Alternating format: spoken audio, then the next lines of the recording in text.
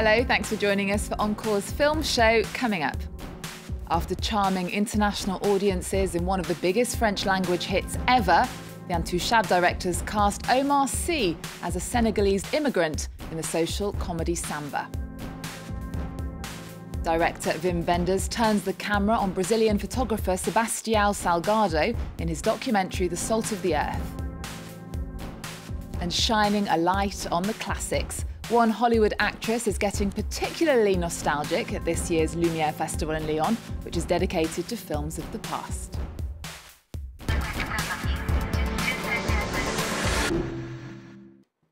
Well, let's start with one of France's most awaited films. Samba is the latest offering from the directors of The Intouchables, which 3 years ago charmed audiences across Europe and then the world, becoming one of the most successful French-language films ever. Much of its charm flowed from its co-star Omar Sy, who now works in Los Angeles, forging an international career in films like X-Men and the new Jurassic Park movie. But he's back in France for the social comedy Samba, set here in Paris, as Catherine Clifford reports. Samba is the story of an immigrant who's lived in France without documents for a decade, pursuing his dream to become a chef. That's until he's pulled in by authorities. Bonjour, c'est quoi votre nom? Samba Sy. Vas-y, note, Alice. En fait, je travaille dans la restauration depuis plusieurs années déjà. Loosely based on a book by French author Delphine Coulin, Samba is the latest project from directors Eric Toledano and Olivier Nakache.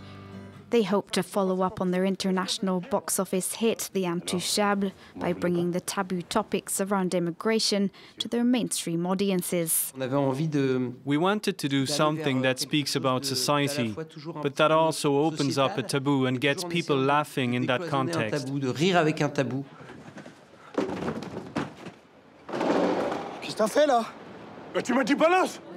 For the directors, only French actor Omar Sy was right for the role of Samba, and so the trio behind The Intouchables were reunited. What I enjoyed about doing this film was putting humanity back into the issue. We talk about statistics. It's an idea, immigration, illegal immigrants, it's a concept. When in fact these are lives, this is humanity, there's a story here. As Samba's case moves forward, he sparks a romantic interest with his awkward, new-to-the-job caseworker Alice, played by Charlotte Gainsbourg.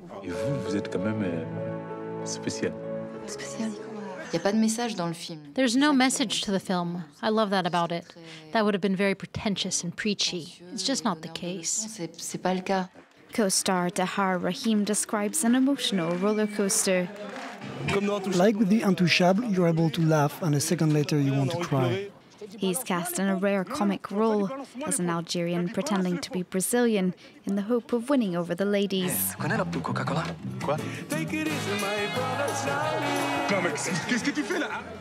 Samba's a bold move.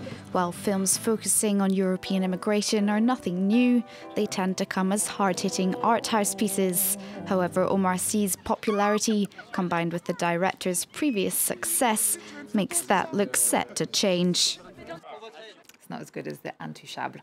We're next to a documentary that's turning the lens on Brazilian photographer Sebastião Salgado.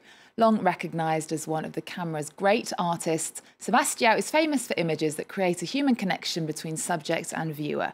Now, director Wenders, along with the photographer's son Juliano Salgado, is telling his story in a documentary called The Salt of the Earth, as Elena Casas reports.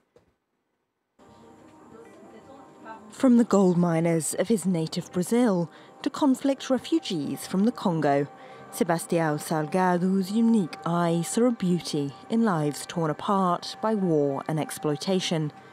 Himself exiled from Brazil by the dictatorship, he felt drawn to tell the stories of those driven from their homes. His celebrated book on genocide, Exodus, was shot in Rwanda and during the Yugoslavian War. It wasn't easy work. After finishing it, Salgado said he was too filled with despair to carry on. Our story is the story of war, the story of repression, a mad story. His son Juliano says the photographer's openness to his subjects left him vulnerable. He couldn't protect himself from events, so one day he went a bit too far and he cracked up completely. He found solace in documenting the world's most pristine territories and the people farthest removed from modern life, from Amazon tribesmen to the reindeer hunters of Siberia. Now director Wim Wenders has told his story on film. The secret of his photography is that he gives his subjects time. We realized in the editing room that to do his work justice and his life, we also needed to give it time. We stayed in that editing room for a year and a half. Salgado's last book, Genesis, took 8 years and 30 international trips to finish. But even now at 70, he says this film may not be his final chapter. Well, with those images in mind, we're going to head now to a place that's become the setting for many iconic films. It has castles, mountains and incredible landscapes and has been the backdrop for Harry Potter as well as James Bond. If you haven't worked it out, Belle Upton reports now on the land of the brave. What does a science fiction film have in common with a medieval epic, the Harry Potter series, or the latest of the Batman movies? Of course. All of them are set against a backdrop of striking natural beauty, the wild landscapes of Scotland. The world's biggest film crews, that's Christopher Nolan there, are happy to leave Hollywood for this sparsely populated country. Maird Hamilton is a young Scottish film producer. She often brings location directors to one of her favourite places, Eilean Donan Castle. It's like the fourth most photographed castle in Europe. So it's very, very iconic, very epic. It's mainly the scenery that surrounds it. There's nothing else to spoil it. It's completely untinged. The castles appeared on screen as none other than the secret headquarters of James Bond. But it's the film Highlander with French actor Christophe Lambert that back in the 80s popularised the area, perfect for the medieval fantasy of an immortal. You cannot die, MacLeod. And the MacLeods exist off-screen too. Their castle is a few kilometres north on the Isle of Skye, and it's a French woman who looks after the place. A comedian, she married into the MacLeods and into a dark family history. The MacLeods invited the MacDonalds to dinner. There was a MacDonald, a MacLeod, a MacDonald, a MacLeod, and at the end of dinner, each MacLeod took out a dagger and stabbed the MacDonalds.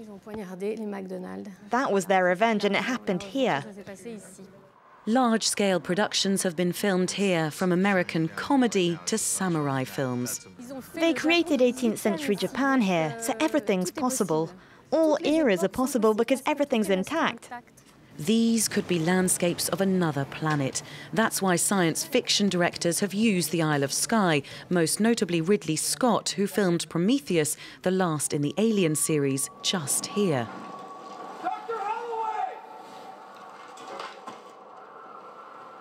Skye was always where I wanted to start the movie. Those three pinnacles are called, really amazing. Charlie!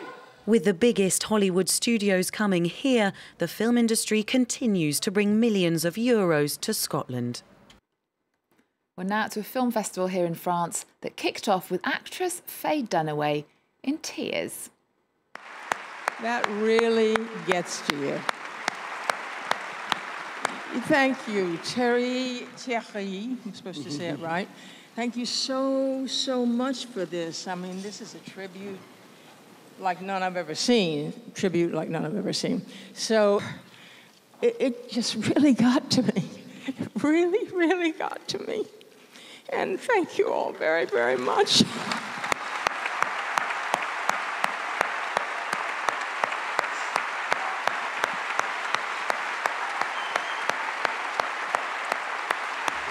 The Lumière Festival in the French city of Lyon opened with the gangster film Bonnie and Clyde as part of its tribute to Faye Dunaway, who was very touched by it all.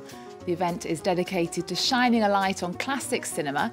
Directed by Cannes chief Terry Fremo, the event is all about restorations, reissues and tributes, and it's on until the 19th of October. Well, just before we go, they're famous for fighting crime and eating pizza. Teenage Mutant Ninja Turtles are making a comeback to the big screen. We're going to leave you now with a taster of the new flick. Remember our website, we're also on Twitter and Facebook. There's more news coming up on France 24 after this. People want heroes, Miss O'Neill.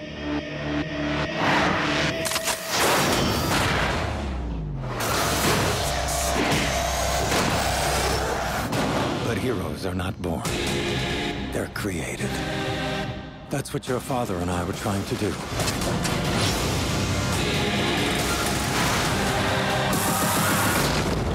Create heroes.